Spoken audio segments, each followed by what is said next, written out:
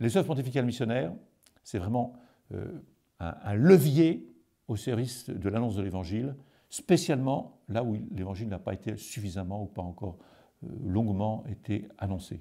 Avec en même temps un mouvement d'échange entre les pays, les églises plus anciennes et puis les églises plus neuves, hein, avec l'échange dans la prière, le soutien dans la prière, le soutien mutuel, l'échange sur le plan du partage, il y a une quête, pour les pays qui ont besoin de commencer, qui sont insuffisants, et puis sur le plan de l'information, connaître.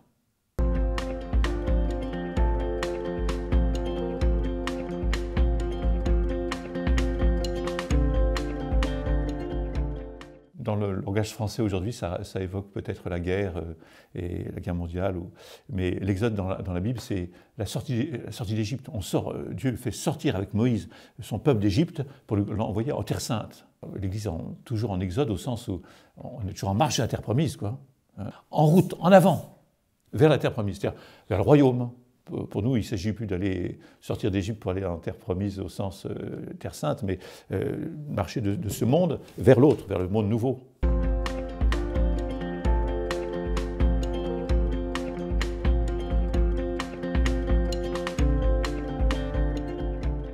y a quelque chose qui est, je crois, très important, c'est dans la mission, ce n'est pas un grand coup comme ça, une annonce formidable et puis tout va bien, mais c'est dans la durée aussi. Le jeune, il a la durée devant lui, normalement, parce qu'il a des décennies, donc il va pouvoir mûrir un enthousiasme de la jeunesse, peut-être aussi ça, on a besoin aussi de temps en temps d'un élan, et puis, mais après mûrir, purifier les choses. La vieillesse, elle a l'atout de l'expérience, du souvenir, de faire mémoire, mais au point de vue de la dynamique missionnaire, aller de l'avant, annoncer. Pas avoir peur aussi, parce que plus âgé, on peut être un peu précautionneux parce qu'on a fait, puis ça n'a pas bien marché, puis on a recommencé comme ça, on hésite un peu. Le jeune, il a souvent une fougue. Il faut parfois même le retenir parce qu'il est un peu trop fort, quoi. Donc, ce n'est pas un exclusivisme des jeunes, mais c'est une place forte des jeunes parce qu'ils sont justement ceux qui vont prendre les rênes de ce monde.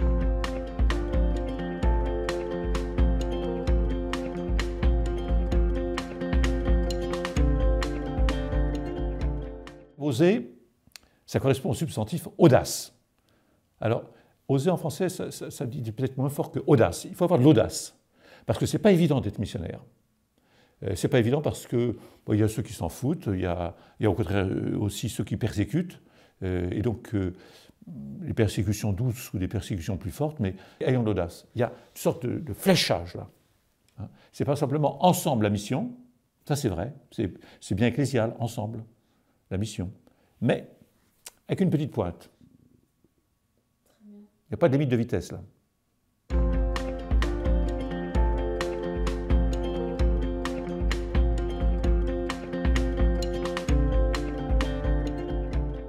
L'évangile vous décape parce que quand vous avez Jésus en face de vous, Jésus qui vous parle, à travers le jeune homme riche, à travers la femme adultère, à travers les rencontres avec les uns et les autres dans l'Évangile, les apôtres, c'est Jésus qui me parle.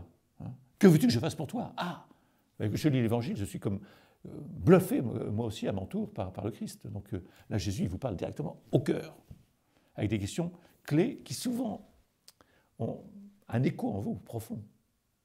Parfois avec des peurs, hein, mais il faut les dépasser.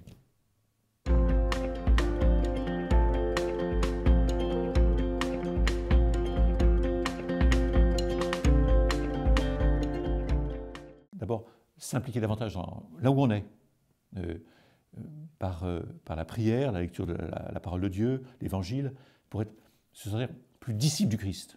Et plus je suis disciple du Christ, plus je vais le suivre, et le suivre de près, plus je vais témoigner. Je ne vais pas forcément partir au loin, effectivement, mais auprès, il y a de quoi faire. Hein. Que les gens puissent dire, écoutez, moi je ne suis pas chrétien, mais mon voisin, là, il est extraordinaire. Ça me bluffe.